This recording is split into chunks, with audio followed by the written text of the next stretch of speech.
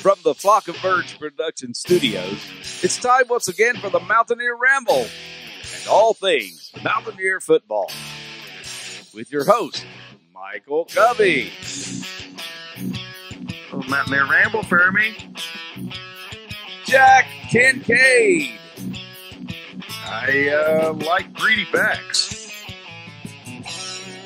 And John Covey Cole. Mike, won't you do something? Now, let's break the huddle and join the guys. It's time to talk Mountaineer football. So let's get this party started.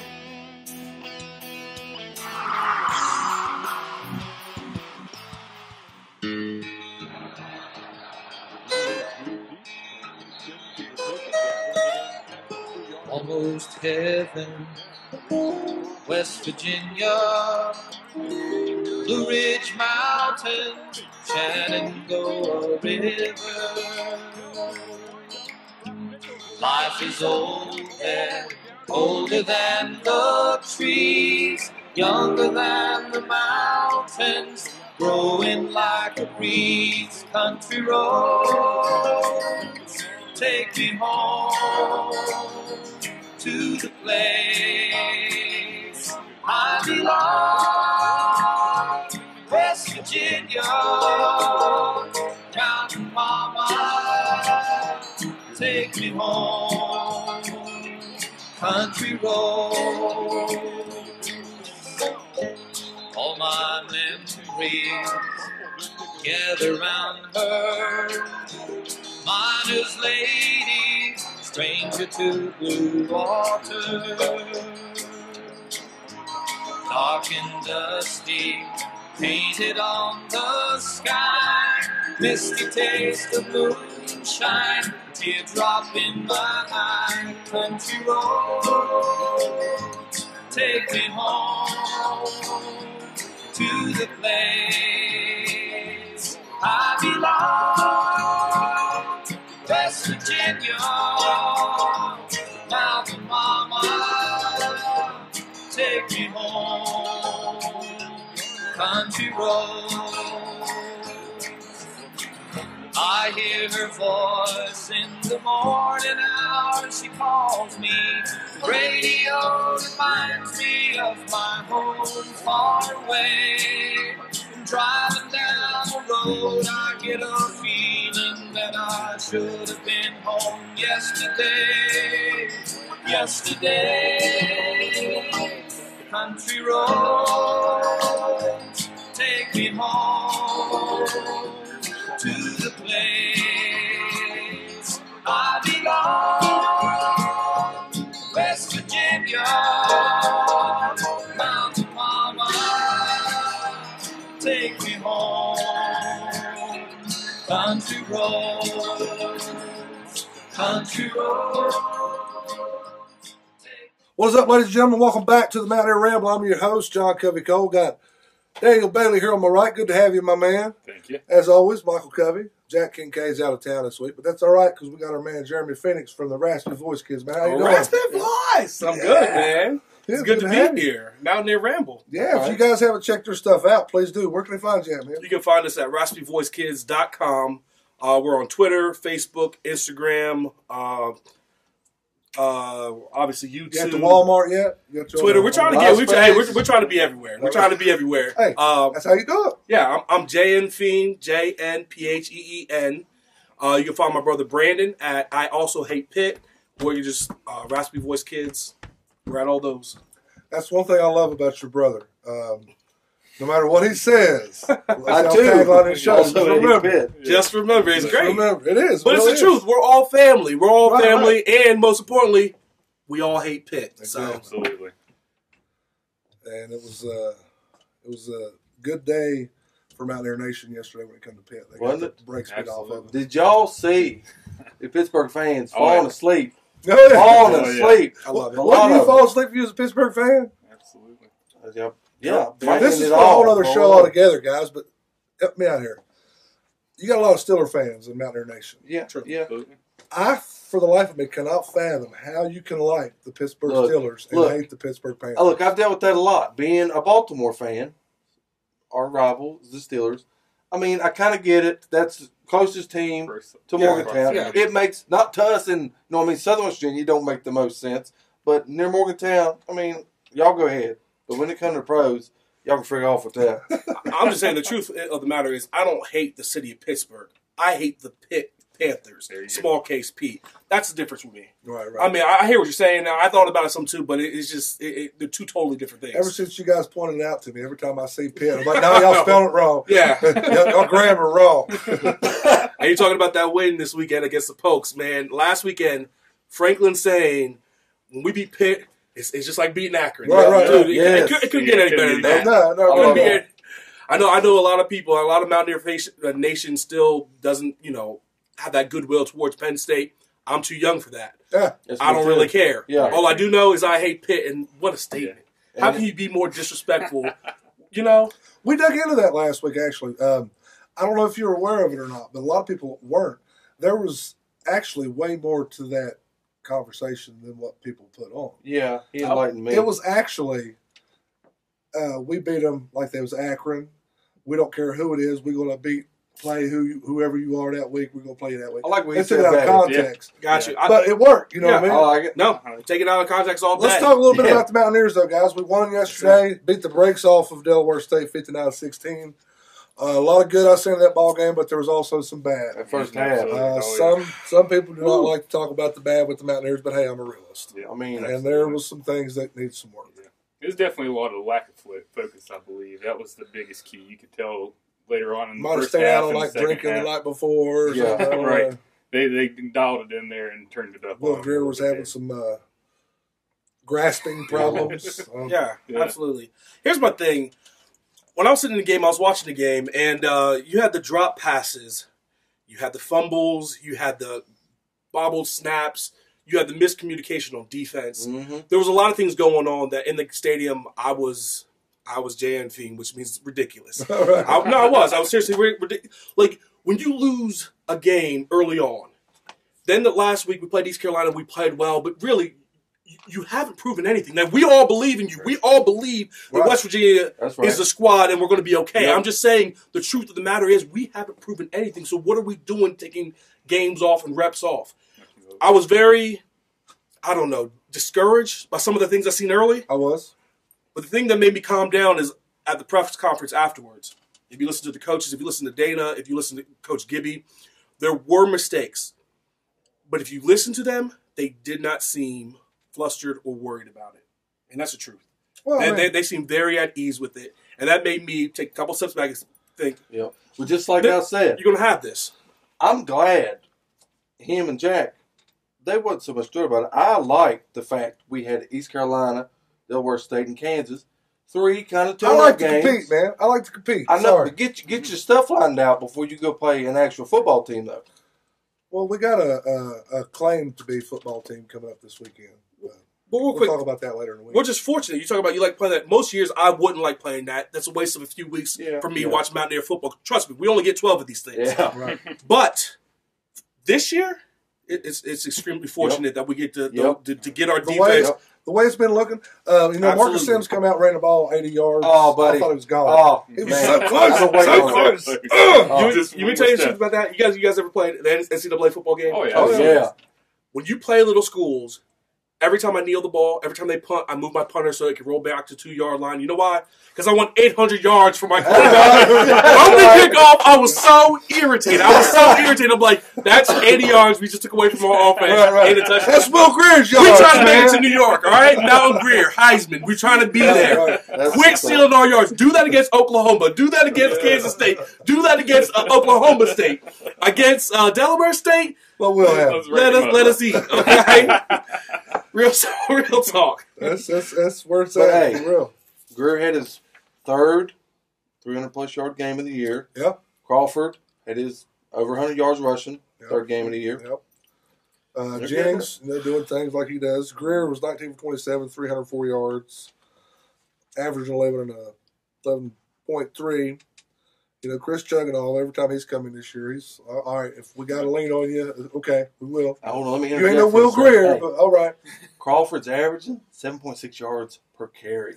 But here's my thing. 10.6. Do you know what other team? And I'm not being negative Nancy. Okay, a little bit, but I'm just being a realist. You're not Nancy. You're JF in the building. No. Here's the thing. If you watch other teams play small schools, they purposely rack up yards. They purposely go for 500 yards. Look at Oregon. Oregon's been doing it for years. And why did they do that? Look good. Because they want to make it to New York.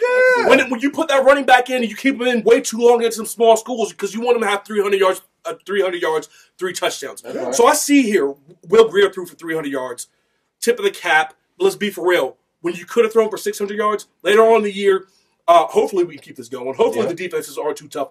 But I say you get it where you can. You had a cupcake. You should have treated them like a cupcake and had 500 yards and 5 touchdowns and been on top performers because that's how you get to New York. That's it. I don't know if y'all know this, but I like cupcake. Don't we all? A lot of people getting touches in the backfield. Crawford, like you mentioned, got 102 yards. Tevin Bush got 41. Petaway got 39.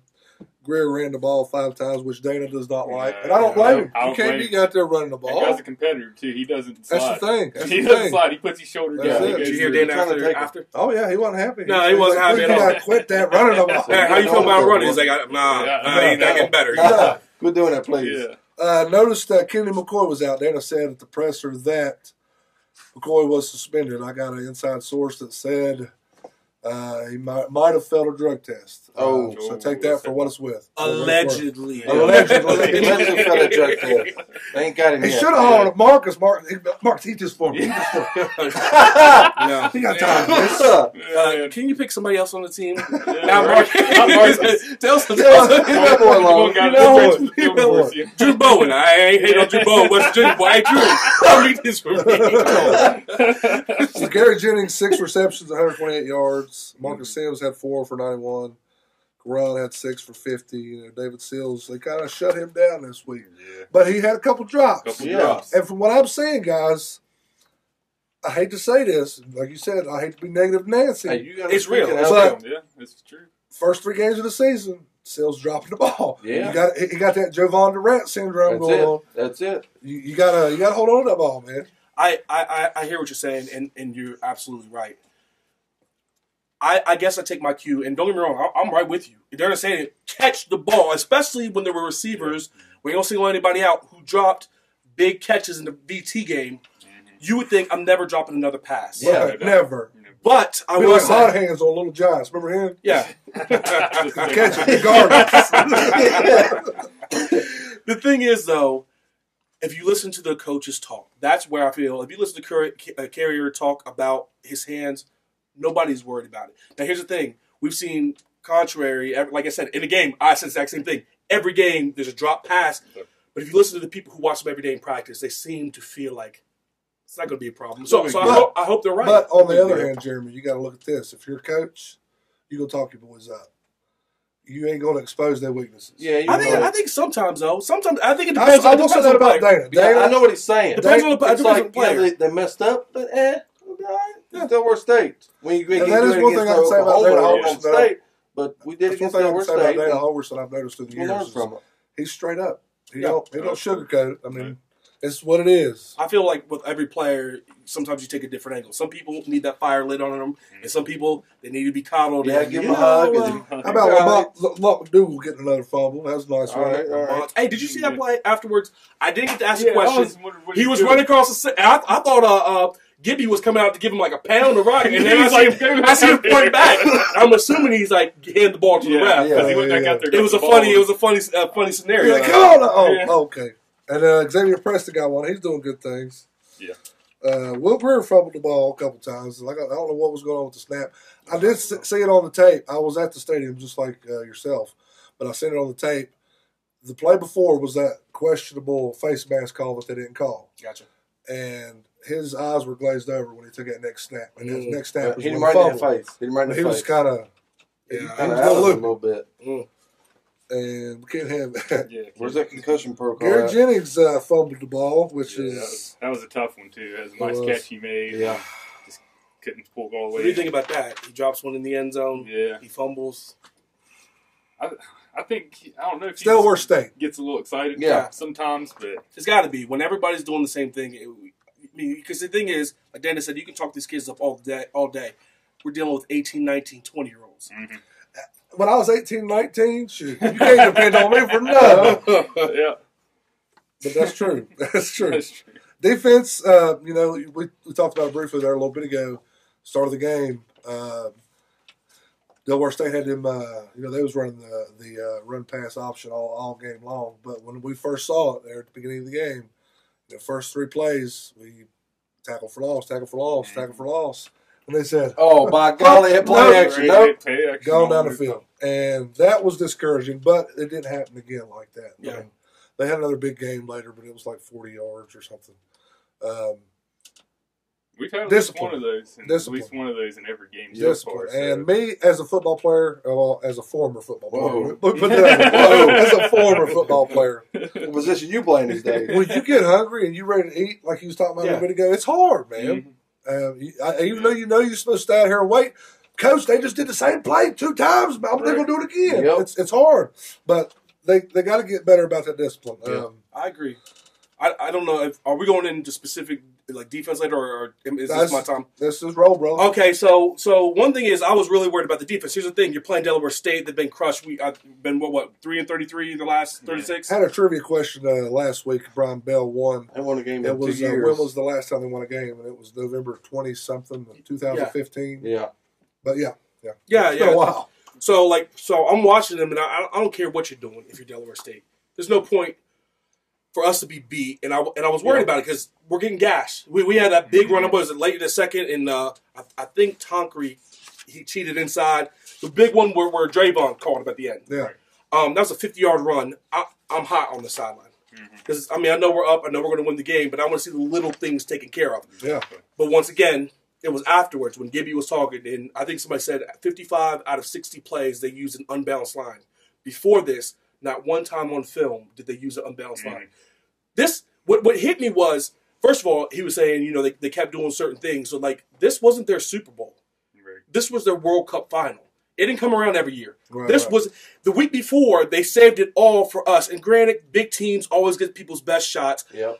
I think there's some, and I hate to say this because they're not on our level talent-wise, but I think they did a good job with some of the coaching calls. They did well. They did very well. They had our guys like, what are they doing? What's going on here? They did really well. And Gibby seemed frustrated that he couldn't get more coverage package in because they were doing something completely different than they had ever shown. Right. So I think what I'm saying is I'm pulling myself back because I think it was part of the scheme, the Super Bowl. This is it for them.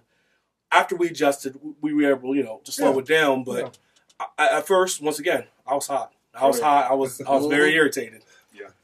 But I calmed down once I heard what the coaches actually had to say. Because they're white, he's making moves like we knew he was going to do. Dude's a freak.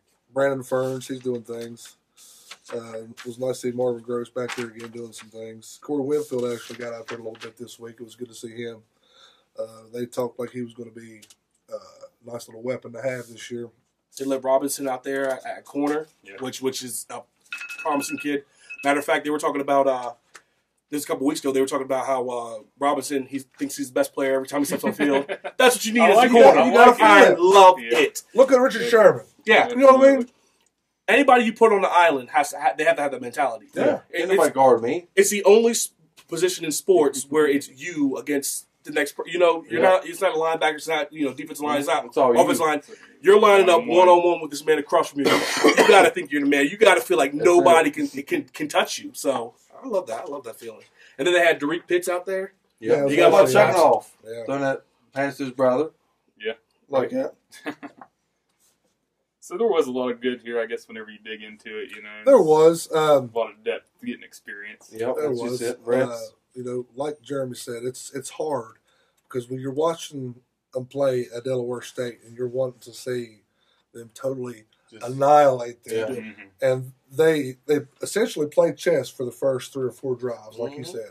And I was scratching my head, like, "Oh, come on! What are y'all doing? 10-7, really?" Right? Exactly. But they like you said, once you dig in, they got her lined out there.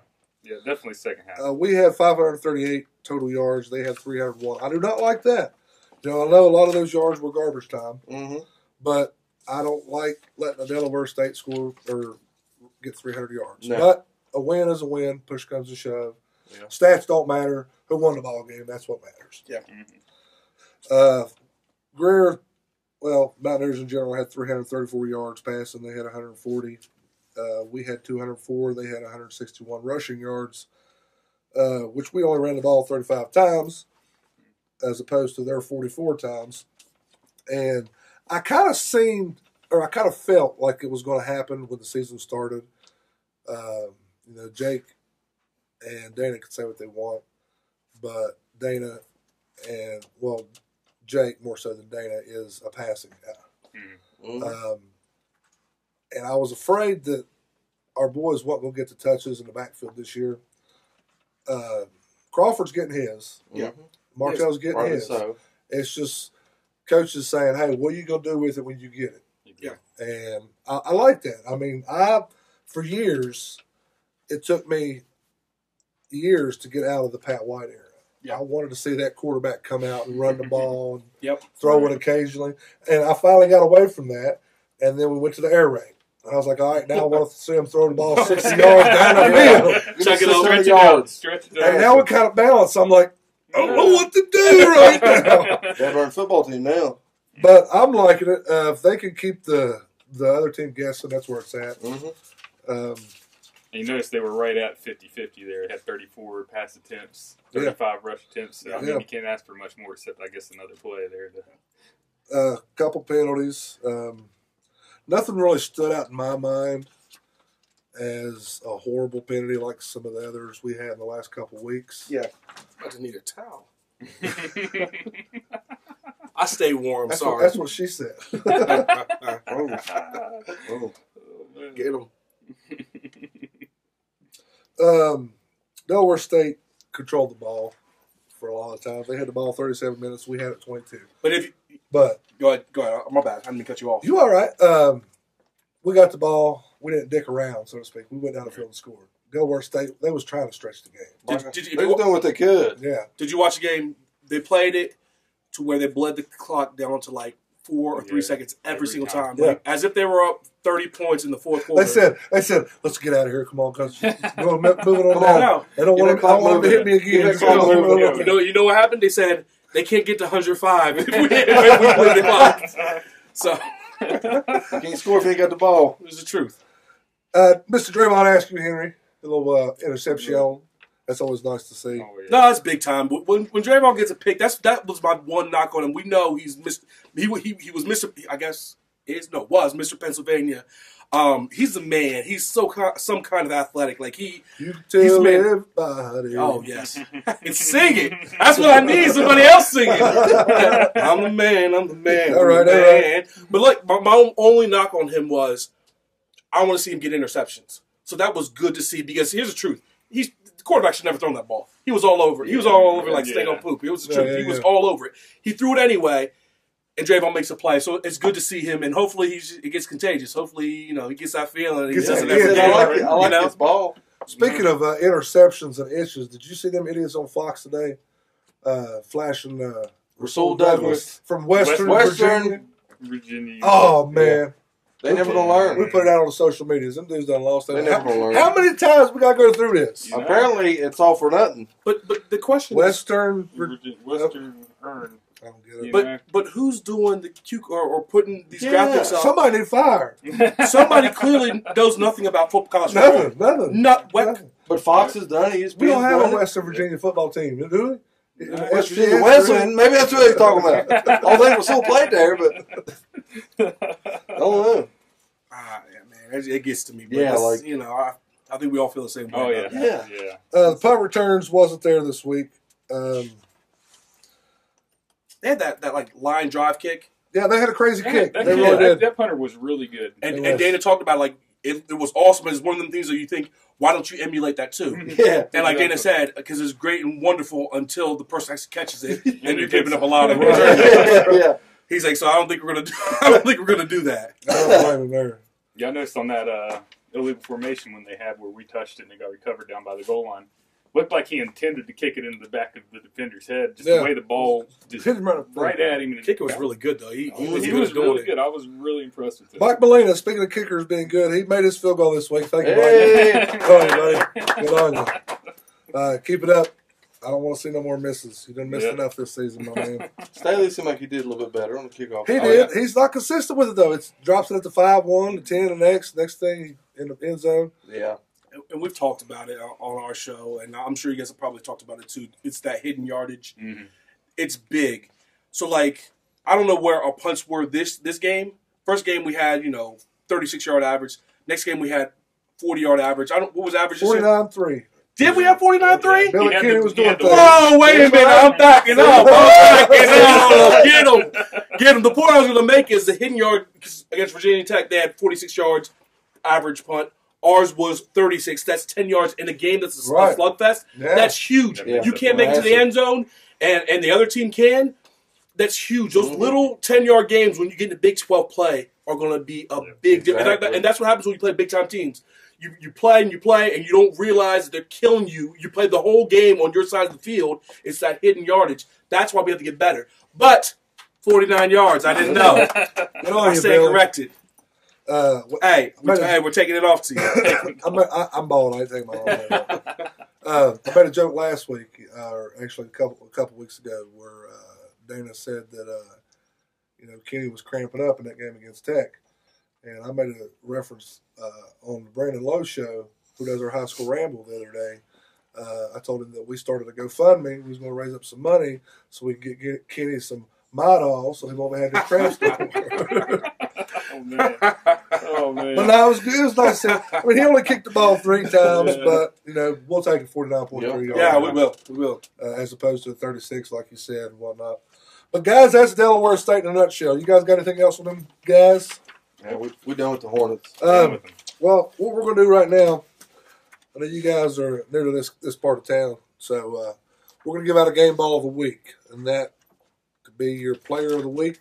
Be your coach of the week if you want to. If you see a cheerleader you really like, you want to give it to her, that's fine too. We'll go ahead and start with you, Daniel. Who are you going to give your game ball to? I'm going to give my game ball to Al-Rashid Benton. Dude was just everywhere, all over the field. I really like his presence there in the middle.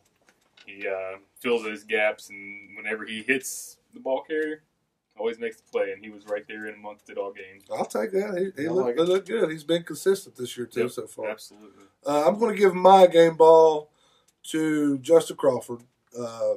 Even though it wasn't a phenomenal performance, like I said earlier in the show, it's the 3rd week in a row he's got 100 yards. So that's where my game ball's going. Where you going? Century mark. I like the Benton pick. 3 tackles for loss. I think that's big. Last week against ECU, if you watched, actually he said this post-game interview. He said when he was coming to the sideline, Gibby said to him, "Hey, you see that freshman? Tackle like the freshman," because he was uncharacteristically missing some tackles last week for whatever reason. It was great to see him bounce back. Always, sacks are big right now. Turnovers are big. Him getting a sack and 3 tackles for loss was huge. I'm not so fast though. Not so fast. I like it. I'm going with Sims, and I thought about this. Obviously, Jennings had 128 yards, but when you drop a touchdown pass and you fumble the ball, you can't be my game player.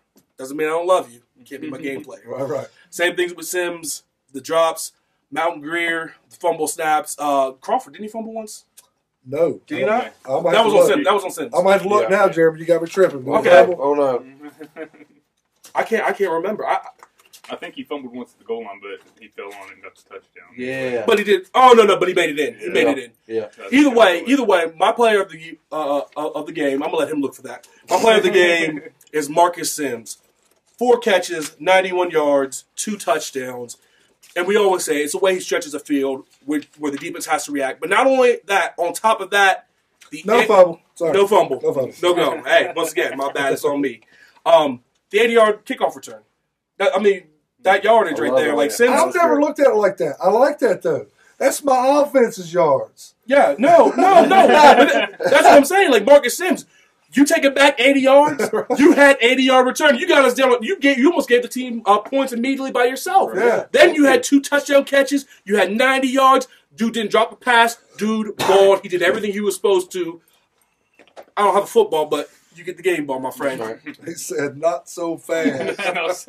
I'm doing my little hopes for you guys. Oh, that was good. That was good.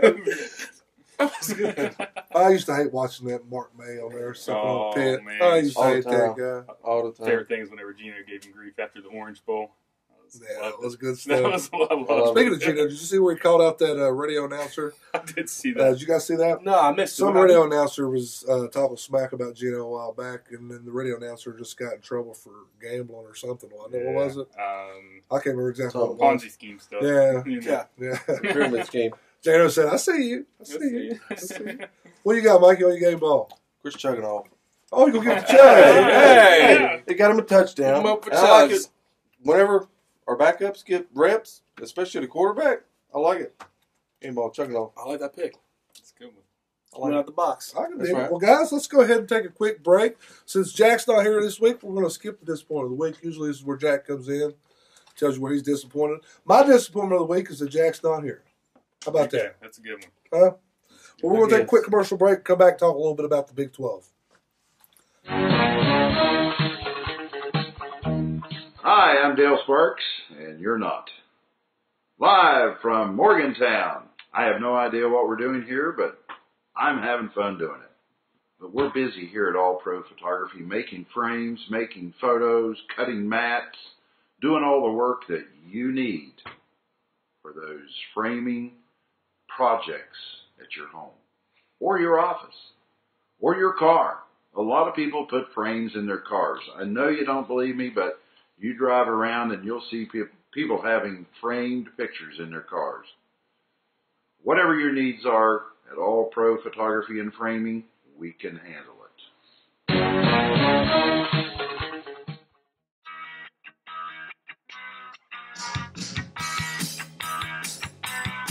Hi, my name is Stephen P. New, attorney at law, and I'm a proud sponsor of the Mountaineer Ramble. I'm a sports fan, just like many of you. So tune in to my friends John Covey Cole, Jack Kincaid, and Michael Covey, and enjoy some talk about sports. And remember, anytime you want to, just ramble on. All right, guys, let's talk a little bit about the Big 12 this week. Some things happened that didn't necessarily help the Big 12. Some things happened. Pretty much some things happened, guys. It's kind of irrelevant when it comes to our Mountaineers at this point. I think the Big 12 play starts next week, and we'll talk more about it then. But this week, Oklahoma State mowed down Pitt. Cesspool. Lowercase p. Cesspool to the north. Yeah, that's it. 59-21. It was very nice to see them. Actually, I didn't get to see it because I was at the Mountaineer game. But it was nice. It was funny because I'm sure you've seen it because you was there. Whenever they scrolled the score across everybody popped. We love it. Everybody popped. What's better than, when Pitt loses is so great. Last week, getting whipped by Penn State. This week, getting whipped by the Pokes. I love it. We all love it. It's beautiful. Yeah, Iowa State got back on their winning ways, if you will, 41-14 against Akron or Pitt. You got to ask Coach Franklin. Yeah, like beating Akron. Poor Kansas. They had that first win of the season. I was so proud of them.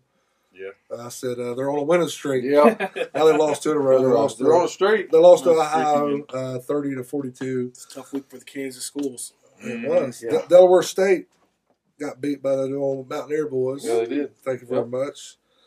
Baylor, poor 0-3 Baylor. Bears.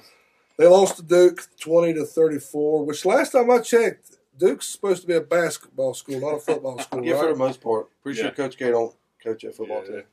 Cutcliffe is turning it around, though. I agree with you, but Cutcliffe is turning it around. He's doing things. Last year, there was a contender. Yeah, they're going to come up. I'm not going to blast. I'm not going to go out and say he's like, what's the dude for Kansas State? Snyder? I'm not saying like Snyder. I'm not saying like Snyder. I'm saying he runs a very disciplined unit. Yeah. So he's got something going right there. I don't know if they'll ever compete, but he has a disciplined team.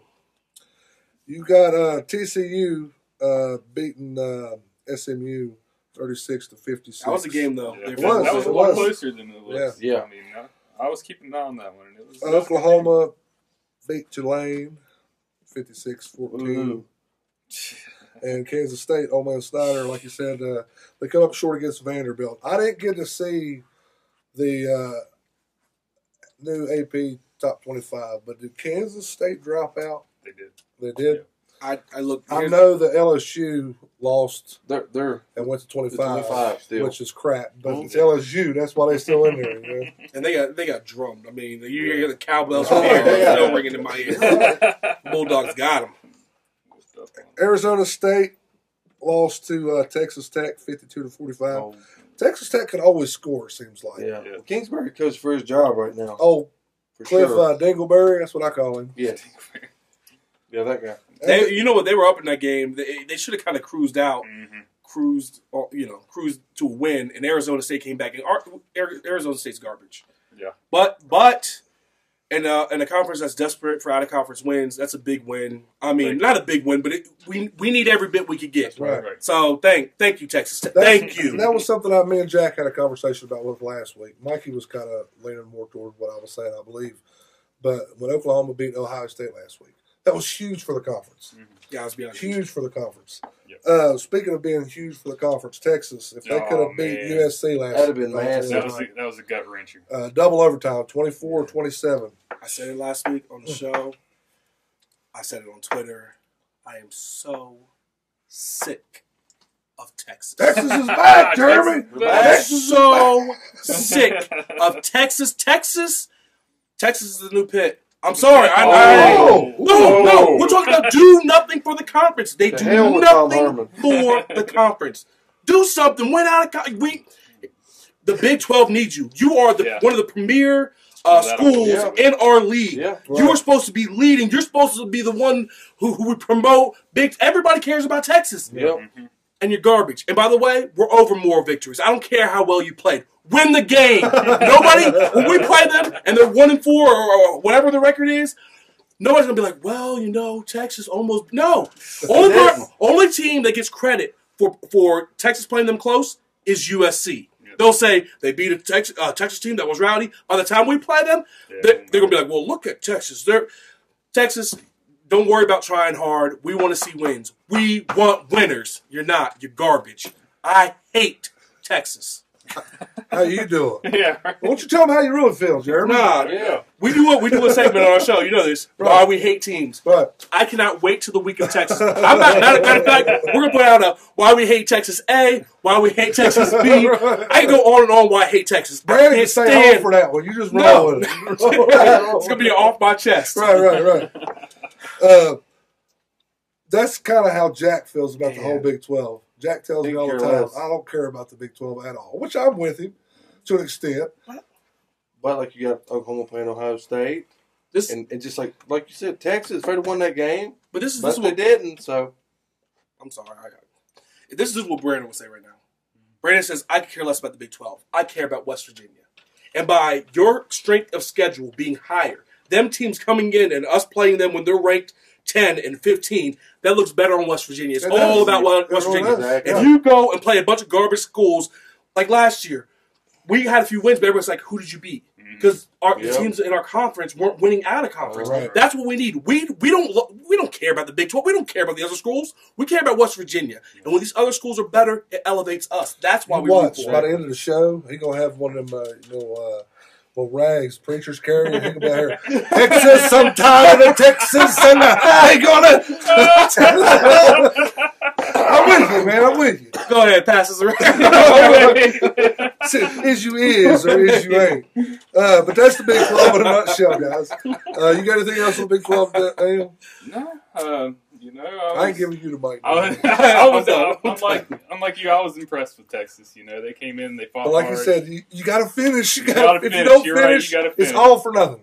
You got to finish. I stayed up to watch that game for the Big 12, not for Texas. I was like, Pull this one out. Make us look a little better. No doubt. Absolutely. Because it'll look better on their resume whenever we whoop them later on. Yeah, That's but all at the it same really time, that Texas defense did impress me. Mhm. Regardless. Are they good, or is USC crap? Well, Sam Darnold, the best quarterback ever played football. His name no is. He didn't look lost in that game. It didn't. So I don't know if it was because of the Texas D or if it was just because he was out partying last Yeah. night. He was smoking on them tweeds. Marijuana gas. You got to be up for Texas, though. Yeah. Like you said, everybody In the Coliseum. Texas, yeah. Mike, you got anything else on the Big 12? But that'll do it. Well, let's go ahead and take another quick commercial break. We'll come right back. The Mountaineer Ramble, sponsored in part by El Mariachi, Mexican restaurant and cantina on Airport Road in Beaver. Open 7 days a week, offering a mouth-watering array of delicious Mexican cuisine. Stop by and see Jay and Jose, and you'll see for yourself why El Mariachi was voted the best Mexican restaurant in southern West Virginia. El Mariachi will spice up your day. It's time once again for Mikey's Fun Bits.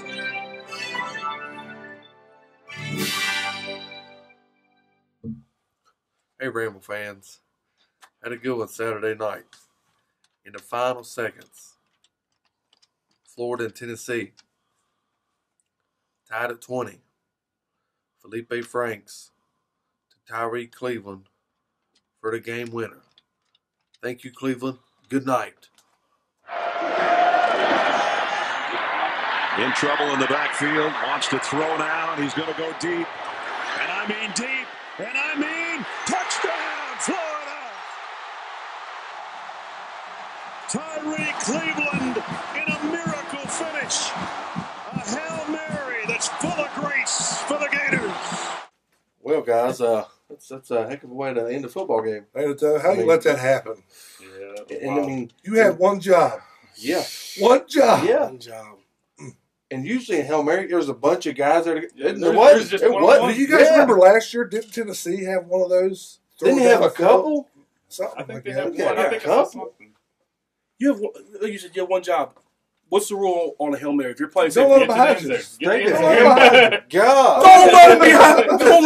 That's all you have to do. That's it. That's it. But that was I'm sure the Florida guys really enjoyed that play. Yeah. Yeah. Oh, yeah. As for Bush Jones, Mr. I'm probably going to need a job at the end of the season. Well, it was a long trip back to Tennessee. You know what's scary about that? What's up?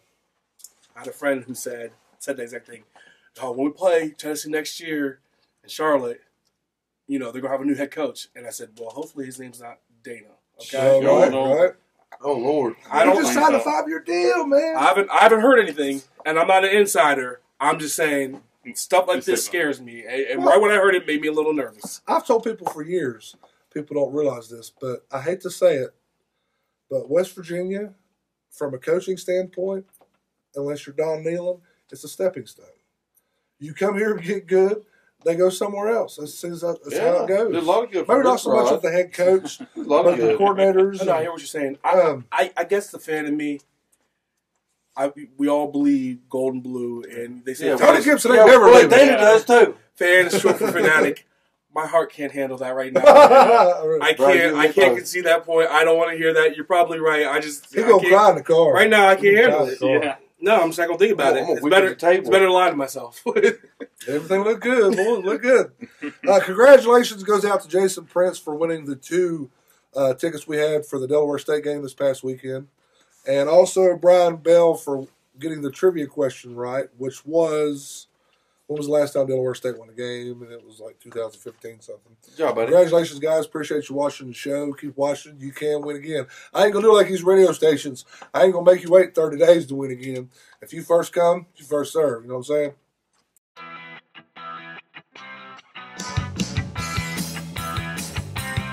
Hi, my name is Stephen P. New, attorney at law, and I'm a proud sponsor of the Mountaineer Ramble.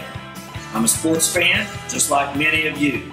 So tune in to my friends John Covey-Cole, Jack Kincaid, and Michael Covey, and enjoy some talk about sports. And remember, anytime you want to, just ramble on. Put out a poll there on the Twitter, on the Facebook there earlier in the week of Mountaineer Nation, which is also us. We're just fans, guys. That's all we part use. of it. Who do you think had the biggest impact on defense in WVU history? And that's a loaded question because wide open. You could ask somebody from each generation, each era. Somebody's going to tell somebody different. And I'm going to give you guys a hint to mine right now. Mine is from my generation. Talking about my generation. See, you got me singing over here now. But, the conversation. So you going Sam Huff? Sam Huff. He dating me now. Shots fired. I'm going to give myself a couple more years than that. Joking. But there's Bruce Irvin, Sam Huff, Adam Jones, Aaron Beasley, Chuck Halley, Ronaldo Turnbull, Grant Wiley, Carl Joseph. That's just to name a few. Not mentioning Daryl Talley. That was the first thing I noticed when I put the thing out there. This right here, I'll show you guys up close there. That's the picture that I put out on the Facebook and the Twitter. And within minutes, somebody messaged and said, "No Daryl Talley? No Daryl Talley?" I was like, "I'm just seeing if you paid attention." Yeah. Keep up. And they was paying attention. Yeah. No Scotty Jerko? I love Scotty. What about real talk? I love Scotty. What about Pat Miller? Oh man! That's he was from that's Mr. Busted Coverage himself. Two-a-days. He was on two-a-days, right? Yeah, he was. Tuscaloosa out there in Tuscaloosa. Hoover, that's what it was. Hoover. That's what we're talking about. My man Chuck, man, he hated that guy. He hated that guy. Yeah, with the passion. You guys know Chuck. Oh yeah. He hates that guy. I really thought he was going to be a good one too. Yeah, me too. I really did. Just He had a couple plays. He made the play at Texas. It wasn't consistent. Let me throw out a name. I was a little young for it. I just remember everybody hated Perlo Bastine. You remember him? I don't remember that guy. He was a corner. I think he was. I can't remember what year he played. All I know is he was number 3, and he used to always get burnt. Or maybe it was just my dad who hated him. Perlo Bastine. Which he's always once Mountaineer, always Mountaineer. Right. We love you. I'm just saying. Hey, I got a question real quick. This leads to another question. Does that work for Rich Rodriguez? Once Mountaineer, always Mountaineer? Oh, that's a good question.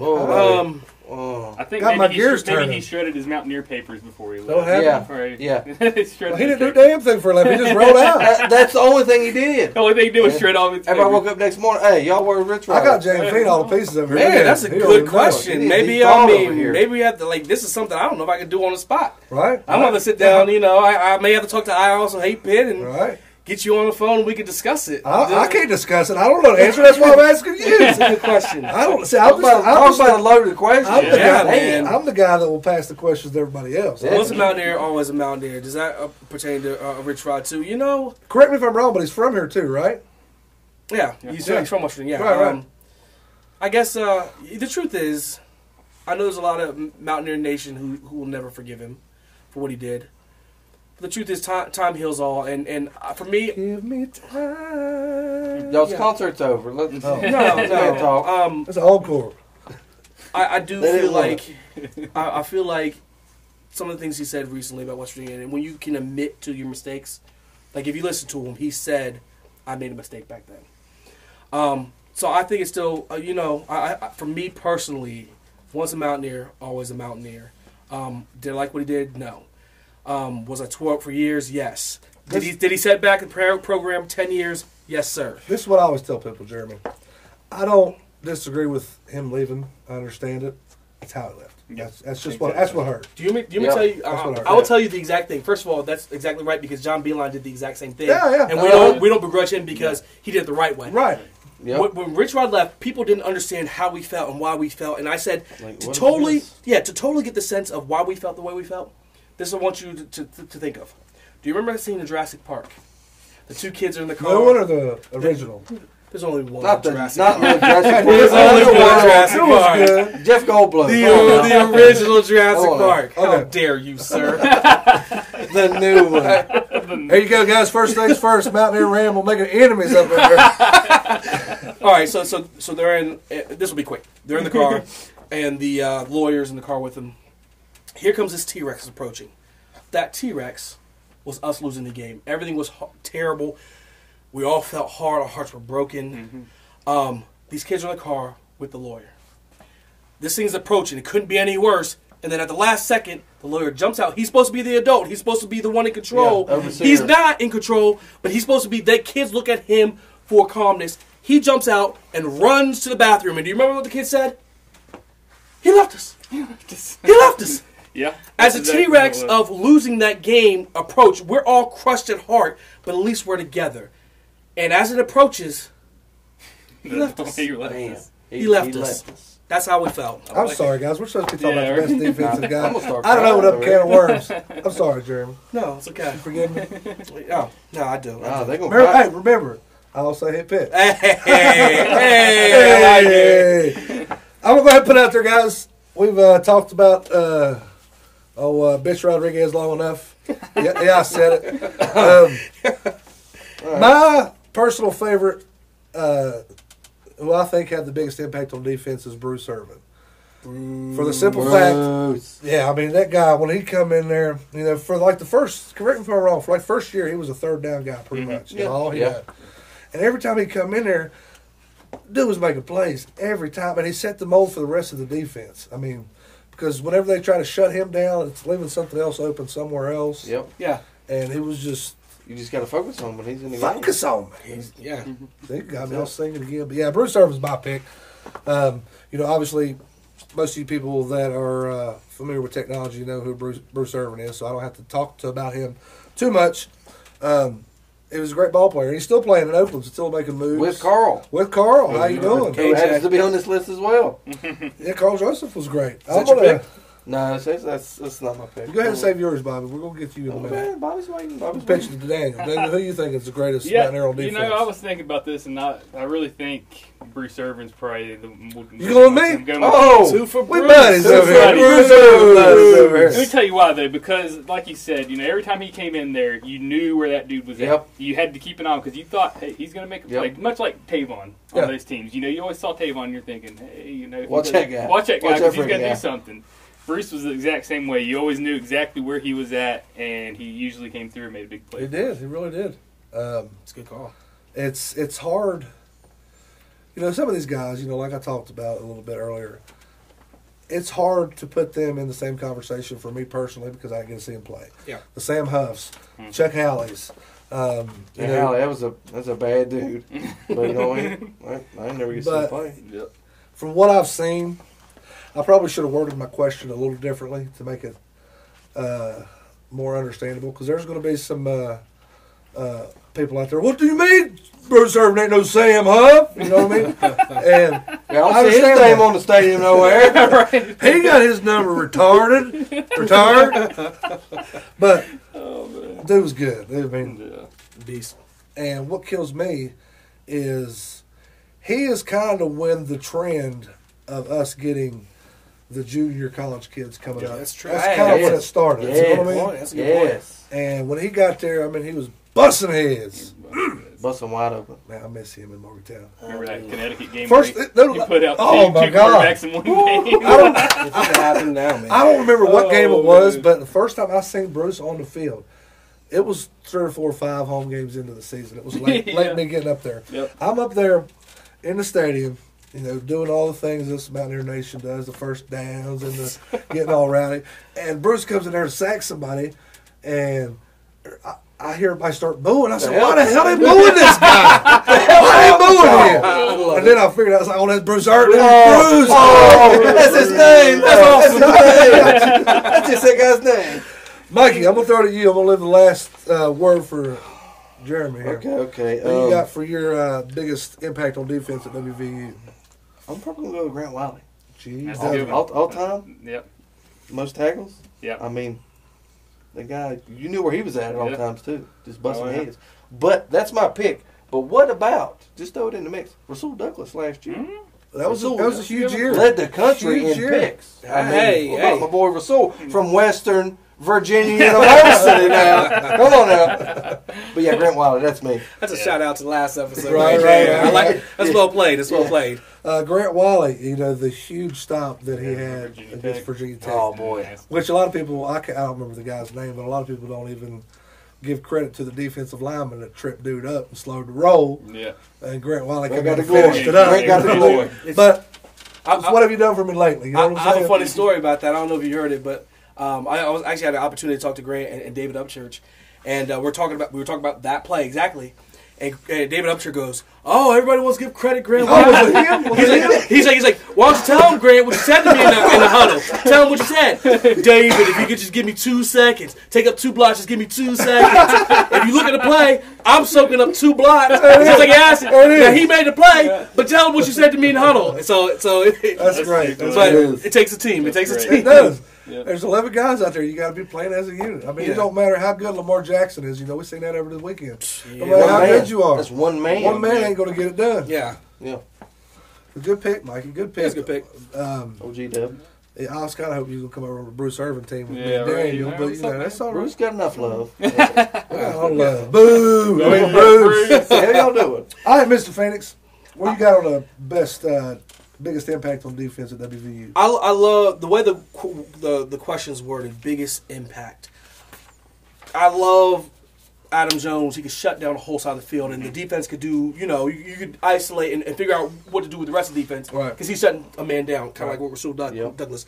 Bruce Irvin really affects everything. I mean, he can get in there, put pressure on the quarterback. But for me, when you say biggest impact, sometimes it's things that you don't see. So on offense, when you call, usually the MVP of the league is a quarterback. Mm-hmm. Yeah. Because every single play touches the ball. And he calls the plays out. On defense, who do they call the quarterback of the defense? The middle linebacker. Mike. He had it right. I feel like Grant Wiley's a man. Because not only did he have all those stops, not only did he make those big plays, those things that we remember, is he more talented than Bruce? We all know the answer is no. But being middle linebacker and have to call things out and getting people set up like RC Benton this year, he's the one who gets the defense set. Yeah. Right. How much did he do that doesn't get seen? Right. At middle linebacker, you got to get people online. You got to get people on the same page. You got to call the plays. You got to call the audible. Think about somebody like Ray Lewis. Remember him and Peyton Manning going back and forth? Manning would say something. He would say something. So for me to have the biggest impact, not only did he produce in tackles, not only did he have great plays, but also he was the quarterback of the defense at middle linebacker. So to have the biggest impact, I give it to Grant Wiley. Okay, so we got a. By the way, thank you, we got a Bruce. No. But hey, good pick. I respect that, guys. Wait, not so fast. Closer than the experts think. But that's great. That's the conversation. That's why I worded the question like I did, Jeremy, because I could say who's your favorite or who is the best. Who had the biggest impact? And that, it's a never-ending ramble, if you will. Sparks conversation. Never-ending ramble. I mean, there's so many people that we didn't even mention that we could throw in the mix. Help me out. Lineman, Will Clark. You could throw him in there. Dude was Chris beast. Chris I was going to go with Scooter Berry, but I think Chris Neal was just a little bit better. He was nasty. Canoe Curtis. I still get cracked up with that picture of Johnny Dingle and Scooter Berry sitting together. Love it. Somebody needs to be in trouble for that. The coaches need to go. You can't sit here. The coaches need to go before the year and say, first of all, they shouldn't have to say that. But they probably laugh. Let's sit beside each other. Yeah. It's going to be great. Let's sit right there. So funky. Guys, we'd love to hear your opinions on who you think the Mountaineer with the biggest impact on defense was. Holler at us. The Mountaineer Ramble at WV Ramble on Twitter, Mountaineer Ramble on Facebook. Raspy Voice Kids on the Facebook and on the Twitter as well. Holler at them guys. They love to talk Mountaineer football. That's why we got them here with us here today. You can always holler at Daniel Bailey. He loves talking about Western Virginia. My favorite direction of school. Guys, let's go ahead and take a quick break. We'll catch up with Brandon Lowe of the Brandon Lowe Show and find a little bit about the high school ramble this week. We'll be right back.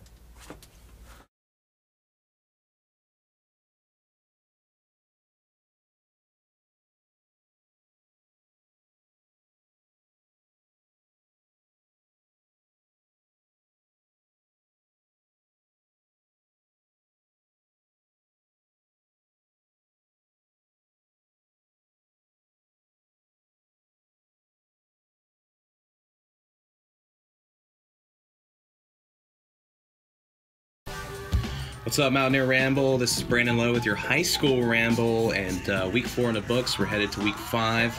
let's take a look at some of our highlights of the week, game of the week, player of the week, honorable mention from week 4, starting with our highlight of the week with the game tied at 49. Capital was on their own 20-yard line. Kerry Martin Jr. on an untimed down. Hails one, Hail Mary, to Anthony Pittman, finds him for a 65-yard touchdown. Capital goes on to win that game 55-49. Shout out to Tom Bragg for getting that perfect shot that went around Twitter.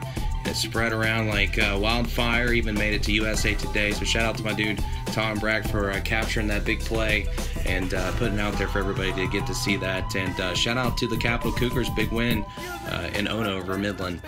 Game of the week, I had two of them. Starting with University in Wheeling Park, a top 10 matchup in AAA up north. University with a 32-yard field goal with 3 seconds left. They capture the victory on the road over Wheeling Park. That's enough to put them at the top of the latest playoff ratings. They are now number 1 in Class AAA, speaking of University, and just big one there too. My other game of the week featured 2 top 4 teams in AA. Fairmont Senior with a huge victory over Bridgeport, the game-winning touchdown with under 2 minutes left in the game, and Fairmont Senior proves once again that they are certainly one of those top teams and favorites to return back to Wheeling Island come playoff time. Player of the week, Mingo Central running back, and I hope I get your last name right, Dawson Elia, or Elia, whatever one you prefer, with 16 carries, 295 yards rushing, and 5 total touchdowns. Could have given it to pretty much anybody from Mingo Central's team. They racked up 695 total yards over the Indians at Sissonville, giving Sissonville their first loss of the season. And, hats off again to Mingo Central, also one of those teams in AA, certainly hasn't lost since last year, or not even last year, since the year before that, because they went undefeated last year, and that win streak continues in as defending state champions into this year. They have yet to lose a game yet this season. Honorable mention, this week's honorable mention, St. Albans victory over number 7 Ripley on homecoming, 37-34. St. Albans has now won 2 straight. Just outside the top 16 at 17, those 16 spots you need to make a playoff appearance. And the Red Dragons this week will head to Quincy to take on Riverside. Riverside currently number 10 in the latest Class AAA ratings. So if St. Albans could get a victory this week, they will move into the top 16 at some spot, and that's a perfect place to be, especially when you're heading into week 6 and you only have a couple weeks left in the regular season. Looking at some big games for week 5 this week. Number 2 in AA, Fairmont Senior at number 1, University. This should be a nice matchup. Number 5, Capital at number 3, Huntington. Capital coming off the big win over Midland. Huntington took care of business over Parkersburg with 2 touchdowns, and Huntington continues to be one of those contenders in Class AAA. Still haven't had a loss in the season, and at Bob Zang Stadium, that's a very tough place to play. Number 15, Morgantown at number 4, Martinsburg. Logan Holgerson returns to Morgantown as quarterback, which is good to have a kid that's familiar with the program, the coaches, the players. But tough task going at Martinsburg. I actually think Martinsburg's just a little too low, actually, in those ratings right now. But it's that whole Doc Brown formula, trying to figure out who's 1, 2, 3, 4, and so on. But Martinsburg, it's a tough task for Morgantown. Number 12, South Charleston. Number 8, Spring Valley. South Charleston picking up a nice win over Riverside this past week. Put them in the playoff in the top 16. They were just outside, I think somewhere around 18 actually the week prior, so they moved 6 spots to 12. They are in there. It would be good for South Charleston to grab another victory. That would be a big one over number 8 Spring Valley. St. Albans at Riverside, just mentioned that. That's a big one there. Number 12 Ripley at GW. It's Michael inviting you out to the Haunted Trail at Lake Stevens. Weekend starting on February 13th to the 28th. Adults $6, kids $5 to number 6 in $12, AA Oak Hill at number 4 Fayetteville. Parents, if your kid's looking for something fun to do, check out Camp or Treat at Lake Stevens. It's Saturday, October the 21st from 6 to 8. Only a buck per child, and it's in the RV park. Call 304-934-5323. This show Monday through Friday, 5 p.m. to 6 p.m. The Tailgate Sports Bar in Bluefield, West Virginia, located at 2501 Bluefield Avenue, invites you out for some good food, good times, and good sport. Stop in or call 304-800-4315. Are you looking to sell your house or maybe buy a house? Contact Realtor Paige Powers today with Old Colony Realtors, 304-255-6555. And be sure to tell her that the Mountaineer Ramble sent you by. No matter how cold it is outside, you can keep warm and toasty inside with a quality-built, super efficient York furnace that's backed by the strongest warranties available. It's just another way we install confidence. Call R&R Comfort Systems today and ask about the York 10-year parts and labor warranty.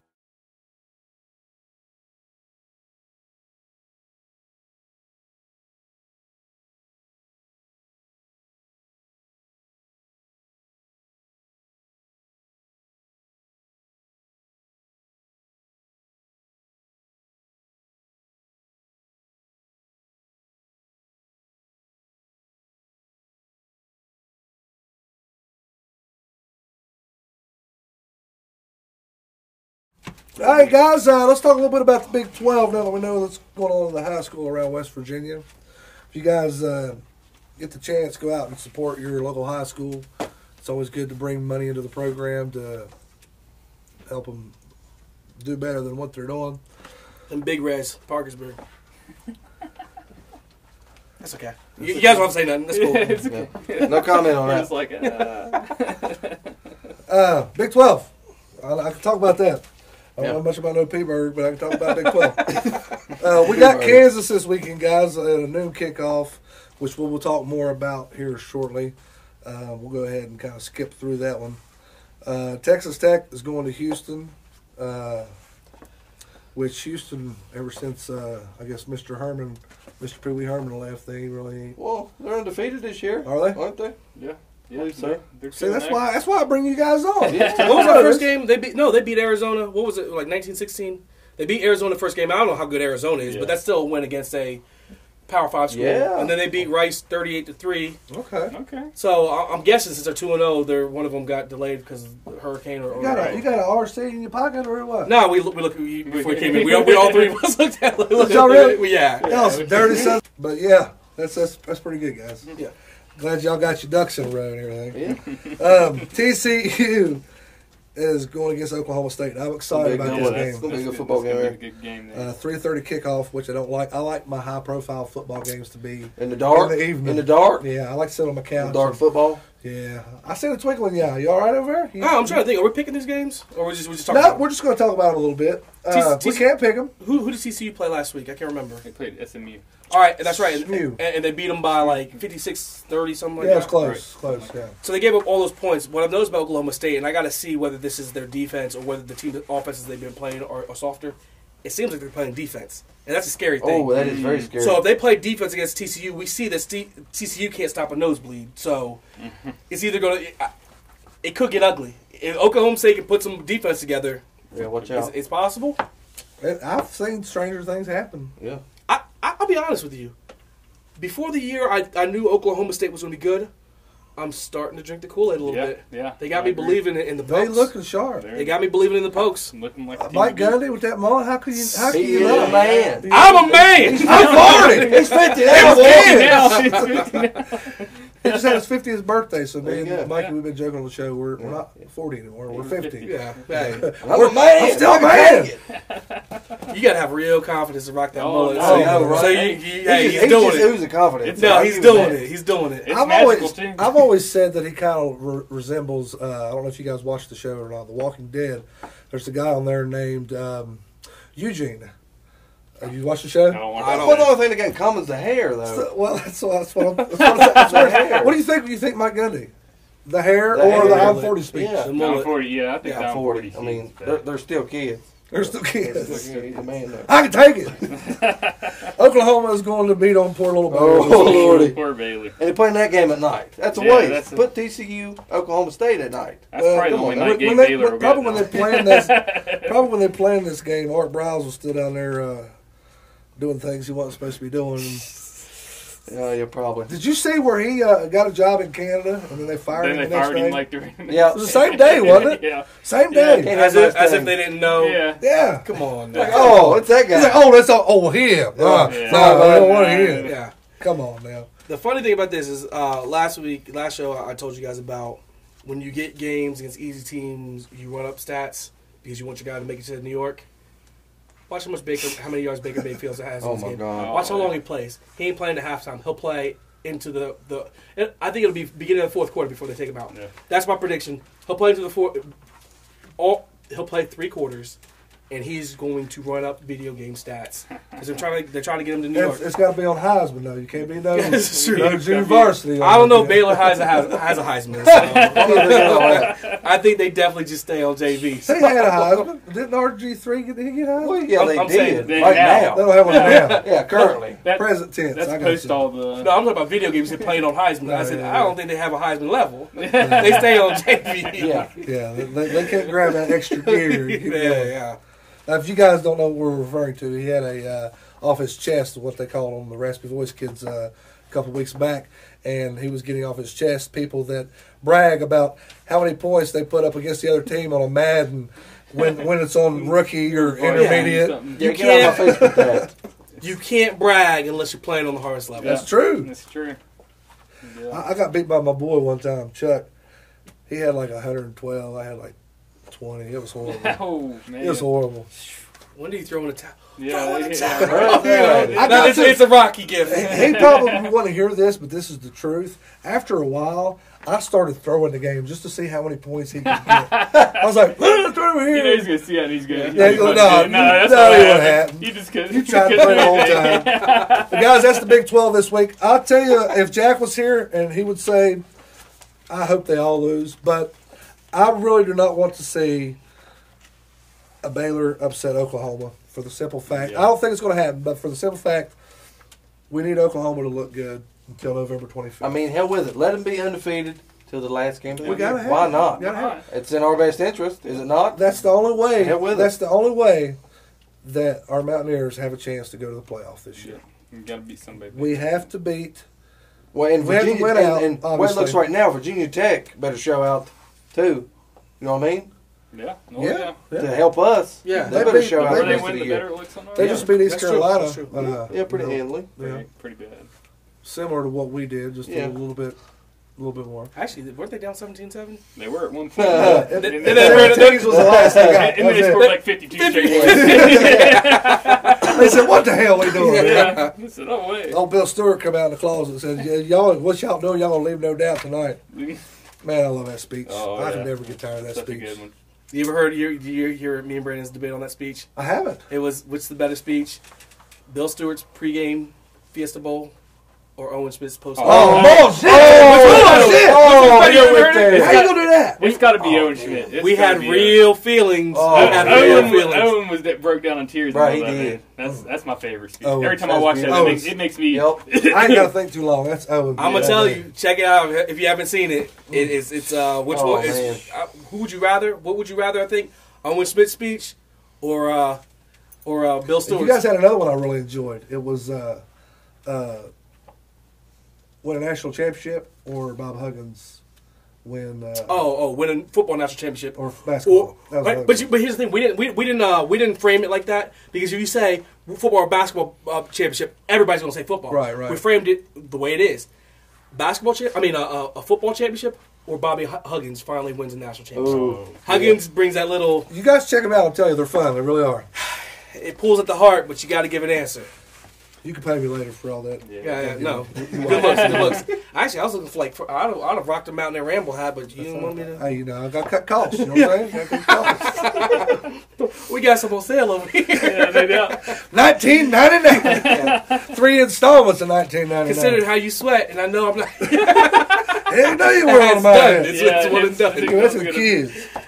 Guys, that's pretty much a little bit about the Big 12. Now we're going to talk a little bit about the matchup Mountaineers have this weekend against Kansas, which I think it's going to be another easy game for the Mountaineers, but they can't be going in there dragging their feet like we've seen against East Carolina and Delaware State. You got to go in there and play 4 quarters of ball. Disciplined football. Because if not, Kansas fighting on that play action. might stay out there. Come up there and grab hold of you. What's the spread? The spread's like 20 points. I think I saw that earlier. They were talking about like. I haven't checked it yet. They were talking about a couple sites have it as a 20-point spread, another one has 19. But anyways, it's going to be a 3-score spread. So We'll see if we can hold up. I mean, we should, but we should. Hopefully, they finally put it all together here. I know ESPN's football power index is giving us 84% chance to win, which I don't know about you guys, but I kind of get off, if you will. When the rest of the country says the Mountaineers aren't going to win. Yeah. I love it. Yeah. Well, yeah. Doubt me. You know what I mean? Well, hold on. How often? I mean, given we play Kansas and Delaware States, most people's like, oh, Mountaineers got that game. But how often when we play a team that's, you know what I mean, somewhat good, most of the country's like, nah, Mountaineers not going to win it. Yep. Yeah, I prefer it that way. I like to rub the sugar bowl in on my wife because she's from Georgia. Nice. And I'm like, That causes marital problems there. Bring up orange how ball. about it Bulldog? Bring up the orange ball. Y'all can celebrate that together. There you go. It's not as fun No, that don't look better. The hell with the Bulldog. Yeah. He said, I got a lad. Things are about to get interesting, gentlemen. We're starting Big 12 play, and this is probably going to be the easiest Big 12 matchup we have this year. Texas Tech, possibly. Baylor. Oh, yeah, we got them Bears. But we have a strand of games towards the end of the season that is going to be tough. It'll be brutal. We got Kansas, and then we have an off week, and then we have TCU, I believe, and then Texas Tech. Tech back at home. Kansas State. Oh, man, it's nasty. Yeah. It's, TCU, and then it gets real. Hopefully they got all the kinks out of. This is what it is. Like we've had this warm up, and it starts now.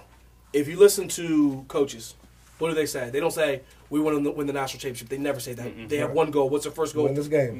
Win the game. Usually the goal is win the conference too. Right. That's always the goal. We want to win the conference. We can still win our conference. It starts Saturday. Yep. So we're going to start this road. We've had these warm-ups. We've had some concerns. Yeah. Let's see if we can now start to put it together and really get ready for this Big 12 push. It's time. Time to go. I really do look forward to just lay it on Kansas. You look for a smackdown? Yes. Yeah, I think that Delaware State performance the first half, first quarter is going to stick in their brain. They taste that a little bit, do they? Yeah. If you listen to Will Greer talk after the game, he was not too happy with himself. Yeah. That's one thing I love about him. We talked a little bit about off air, but there's been former quarterbacks in Morgantown that don't want to own up to their shortcomings. Will Greer, he's a man. He's 40. No, he's not 40. But he's a man. He makes a mistake. He calls himself out on it. He's not sitting there trying to blame this or blame that or make excuses. He's saying, hey, it wasn't there. Just comb his hair and say, hey, I freaked up. Let's go. I wish I had half the hair that Kyle has. You know what I mean? Him and Adrian need to have a hair off. Don't they? Really do. That dreamy hair. That's right. Have them just blowing away. Dreamweaver. Hey, I bought tickets. I don't know about y'all. Yeah, right. You can tell me how it went, though. A couple people to keep an eye on for Kansas, guys. P. Bender. I'm not sure what the P is. Maybe it's Pat Bender. I don't know. See, that's how much I believe in you, Kansas. You hear me out there? We're going to kick y'all's hind ends. He chucked it up 146 times. Yeah. Which is 41 more times than Greer's throwing it up, and we saw how he was chucking the ball around. He's got 3 more yards than Will Greer has. 3 more interceptions. 3 more interceptions. I think I was reading there. Not this last game against Ohio, but the game before he had 57 attempts in one game. So jeez. It looks like seems like they're going to they're going to throw the ball a little one-dimensional. Yeah, they're going to toss it around a little bit. Their leading rusher, Herbert, 22 carries, 147 yards, 2 touchdowns. 22 carries, 147 yards. That's a game for Crawford. I got a question for you. Yeah. And to the whole panel. Does that concern you, seeing that you said he's checked it up 57 times, he's thrown the ball 146 times, looking at our secondary and how we feel like it's been a little softer, we've had concerns with the communication. Does that concern you playing against a team who throws it like this? Me personally, no. I'll go ahead and start the chatter there. I don't think so, because a lot of what we're seeing from our defense, I believe, is a guessing game. Are they going to run or are they going to pass? We know. Coverage. For the most part, we know. For the most part, we know with Kansas that they're going to throw the ball. Mike Daniels, he's impressed me a lot this year. I don't think it's going to be a problem. Could be wrong. It's happened before, believe it or not. I've been wrong. What? I have. Scout's honor. How you do it? I don't know. Skin a ringy dingy ding. I don't know. We'll go with this. I think that's a dinosaur, actually. You know? I think it's a strong one. But I don't think we have anything to worry about. Now, once we get later in the season, yeah, no, like Oklahoma State, we play some of these. That's a different story. Run and passing teams, Oklahoma's of the world. I think it might be an issue, but it could be an issue this weekend. If, like I said, if they don't have the kinks out, it could be a problem. But like you just that's a good point. I'm sure Gibby noticed that too. I'm sure he's well aware of that. So. Did you say Delaware of that? Yes. We're past that. We're past that. He's Delaware of that. I'm Delaware of that. No, I just think I didn't know the stats till just a second, so you're seeing a real live reaction. Does it concern me? Yes. We played Robinson. We started Robinson last game because we're trying to find corners who can do it play after play. We've had a lot of pass interference. We've had a lot of miscommunication. So and the truth is, I don't even know what kind of offense Kansas runs. Yeah. I do know he's chucked it kind of throws the ball a lot. 146 times. So I had to think that there's a few receivers on the field. Do we have enough corners to be able to guard these guys? Because when we're playing basic offenses or offenses that don't have a bunch of who haven't been chucking it up like that, we've had issues. So now, which is good for us, because later on we're going to play teams who really do chuck the ball and are really good at it. So this is a good. The truth is, we may have a little bit more of an exciting game at first, because I believe in Tony Gibson. But this may be a little bit more exciting than what I kind of anticipated to begin with. I say we still cover spread. We still beat them by 3 scores. Starting out, you think it's going to be a little interesting, man. At some point during the game, we'll see. Yeah, you mentioned Kenny Roberson there. I really look for him to take a big step forward. I've been hearing the coaches praise him a lot the whole season long, and he's a big boy. Little things here and there, as a freshman, he just needs to fine-tune. But I really look for him to take a step forward in this game and be able to make a couple more plays for us. He's a good one. Oh, yeah. No question he's going to be a really good one. And once he starts learning, the signals, getting on the same page. Yeah. Reminds me a lot of Darryl Worley at that age. Old Darryl Worley. Man, that's another Mountaineer we didn't even talk about. He had some impact on defense. Yeah. Oh, yeah. He was a go-getter. He was a good ball player. Yeah. Their leading receiver, Sims Jr., 10 receptions, 202 yards. Charles' dad. Is that Sarles? Charles' dad, Sarles Chims? Yeah. You know what? This is kind of off topic, but you mentioned Charles Sims, and it made me think of Russell Shell. I'm going to ask you two gentlemen. I think I asked Mikey about this earlier in the season. How did you guys feel about Russell Shell as a whole? Keep it brief, and then I'll tell you how I feel about Russell Shell. I'll ask you first. Man, Russell. I guess I kind of feel like this system wasn't built for him. That's really my whole take on it. You go back and, dude set the record at Pennsylvania for rushing yards. Don't just that just doesn't happen. Right. But he ran a lot out of the eye, and you'll notice that whenever he was taking a lot more snaps last year around, I guess, game 3 or so, they were running him out of pistol and just straight up the gut, and that's whenever he was really just ripping them off. But I think his lateral quickness, wasn't really there, so he couldn't really fit per se. Yeah. You were talking about him leading for Pennsylvania, and I said something. Dustin Garrison led for Texas too. So did he break records down there in Texas? Yeah. My feeling for Russell Shell is once Mountaineer, always a Mountaineer. I'm glad that he left the cesspool to the north. He came to West Virginia and played, and we appreciate everything he did for us. I was underwhelmed. He had power, but his power was he'd hit somebody. He loved hitting somebody dead in their face. Yep. The problem is when you hit somebody dead in the face, you only go another yard. Mm-hmm. So I didn't feel like he was super quick. I didn't feel like he was super explosive. I love what he gave to our team and added to our team, but did I feel like he was that 5-star back that we were going to get? I personally didn't feel that way. So I have love for Russell Shell, but I felt like he just wasn't what I expected him to be. This is my thing. I didn't realize this till after he was gone. I always had a problem with Russell Shell, wanting to perform better than what he was performing. And I figured out why. Are you guys aware that he was a transfer from Pitt? Yeah. Oh, yeah. I think that is deep down why I didn't like this kid. Can't feel good about that. I think that is why I didn't like that guy. Both of you brought up a lot of good points. One of the things he used to do that used to drive me nuts was he'd get the ball and he'd dance around trying to find his hole. I'm sorry, I'm old school. You get the ball, you hit that hole, and you go. Mm-hmm. But when he did hit it, touching on his point, he'd hit one guy and then he's done for it. I just have to get that off my chest. No, it's good. But and the thing he did help was it with Justin Crawford where he did help set up. He gave that power that we needed. He did some good things. I guess. Maybe my expectation was too high. I just expected him to be. I feel like all of us. That's what I was worried about with Will Greer coming into the season. Everybody has hyped him up for months. Like I done told you, I watched the boy at Florida. I knew what he was about. And I was worried about that for his sake, not necessarily for me as a fan, but for him. Because you can imagine, if somebody puts that much hype on you, and you come in there and you don't perform, what's that going to do to your psyche? You know what I mean? I will say, and me and Brandon talked about this on Raspy Voice Kids, because I was saying that, does he truly get it?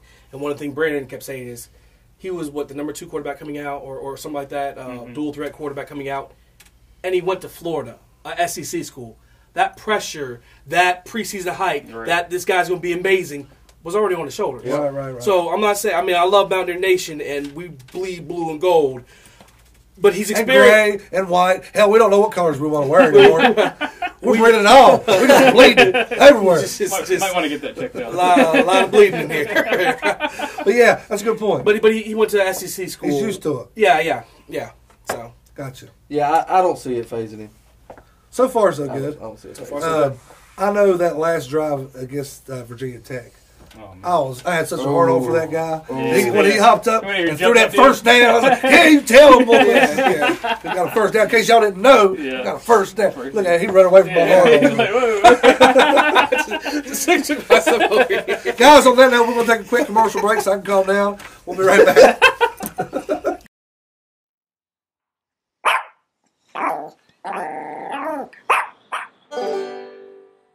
Come on down to the shops in the Ville in Whitesville, West Virginia. Open Monday through Friday from 10 a.m. to 5 p.m. Plenty of options to choose from here at Bad Dog Graphics and Embroidery. Pick from one of our many designs. Or if you'd like, get a customized t-shirt here at the shop. If you're needing 1, 20, or 200, we're here to serve you. But that's not all. We also offer embroidery work here at Bad Dog Graphics. We can also do customized decals as well. Need a banner for your next outdoor event? We've got you covered. About anything you can think of, bring it on in. We could probably customize it for you. And while you're here, go ahead and check out some of the other stores here at the shop, like Bev's Country Closet. They've got tarts, primitives, and so much more. Having computer or smartphone problems? Stop in to see Mountaineer Electronics while you're here. They'll get you lined out in a jiffy. You can also check out Beach Bum Tanning while you're here. Some of the best prices around. And coming soon to the shops in the Ville is the Country Bakery and Coffee Shop. No matter what you're hankering, there's something for everyone here at the shops in the Ville. So stop on in and see Wayne and Sandy at Bad Dog Graphics and Embroidery in Whitesville, West Virginia. Call 304-415-3113 for more information. Y'all come back now. Yeah. Dorseys Hogtails, located on U.S. Route 60 just off of Route 19 and just past Midland Trail High School. There's always something going on at Dorseys, and you can bet that whatever it is, it's a good time. Be sure to try some of the best food in southern West Virginia. Then you can sharpen those billiard skills with a relaxing game of pool. Dorseys also offers some of the best live local music in the region on most weekends. So what are you waiting for? Stop in and see what makes Dorseys so great. Be sure to mention that you saw this ad on the Mountaineer Ramble and receive 20% off your entire purchase. That's Dorseys Hogtails, located on U.S. Route 60 just off of Route 19 in Hyco.